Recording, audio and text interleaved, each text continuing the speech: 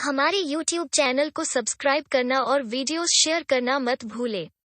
sikhcare.com website पर आपका स्वागत है। यहाँ आपको सिख इतिहास से जुड़ी सभी सिख साखियाँ मिलेगी। हम आपका तहे दिल से स्वागत करते हैं। चले अब साखी सुनते हैं। एक बार श्री गुरु गोबिंद सिंह जी महाराज का आनंदपुर साहब में दरबार सजा हुआ था और स्वयं तख्त पर विराजमान थे। आप जी ने सुंदर पोशाक पहनी हुई थी और सिर पर कलगी शोभायमान थी। एक हाथ में बाज और दूसरे हाथ में शमशीर पकड़ हुई थी। पीठ पर सोने की नोकों वाले तीरों से भरा हुआ भत्था तरकश लटक रहा था। दूर नजदीक से आई संगतों में से एक तरफ शूरवीर सिंह और दूसरी ओर से हनियान बैठी गुरु जी के वचन सुन रही थी। तभी एक मुसलमान साईं फकीर दर्शनों को आया, परंतु यह सारा शाही ठाट देखकर पीछे ही खड़ा हैरान हो रहा था। उसकी सोच थी कि नानक पीर की गद्दी का वारिस कोई फकीरी लिबास में फटे पुराने कपड़े पहने, सिर पर जटाएं और हाथ में माला वाला व्यक्ति होगा। यहाँ तो बिल्कुल उलट बात हो रही है। इतने में काबुल की संगत आ गई, जिसमें बड़ी संख्या में नौजवान लड़कियां व महिलाएं थी। सभी ने आकर गुरुजी को माथा टेका और गुरुजी ने सबको आशीषें दी। यह सारा नजारा देखकर फकीर की श्रद्धा और भी डगमगा गई कि जो गुरु ऐसे शहंशाह वाले ठाठ में रहता हो वो कैसे भक्ति कर सकता है, और जिसके आगे पीछे सुंदर स्त्रियां घूमती रहती हों वो कैसे कामवासना से बचा रह सकता है।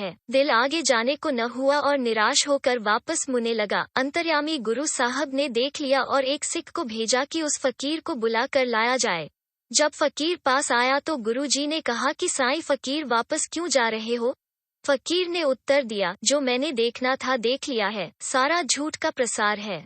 ऊंची दुकान पर फीका पकवान है। गुरुजी ने कहा कि साईं फकीर, तुम्हें पता नहीं है कि आज से 10वें दिन तुम्हारी मौत हो जाएगी। यह सुनते ही फकीर बहुत घबरा गया और गुरु के चरणों पर गिर पड़ा और हाथ जोड़कर विनती की कि अगर यह सत्य है तो मुझे अपने चरणों में थोड़ी जगह दे दीजिए ताकि मैं यह बाकी के थोड़े दिन बंदगी करके गुजार सकूं। गुरुजी मान गए और उसके रहने खाने पीने का सारा प्रबंध करवा दिया। अब फकीर सब कुछ भूल गया और हर समय अल्लाह अल्लाह का जाप करने लग गया।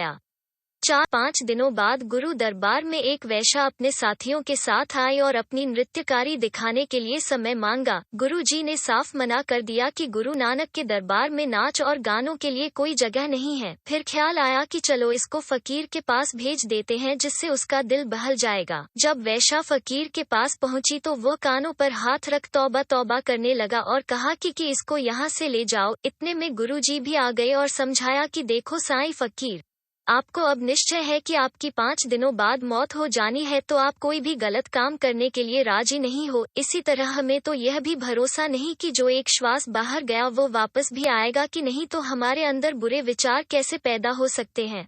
खैर, यह तो सारा नाटक आपको समझाने के लिए करना पड़ा।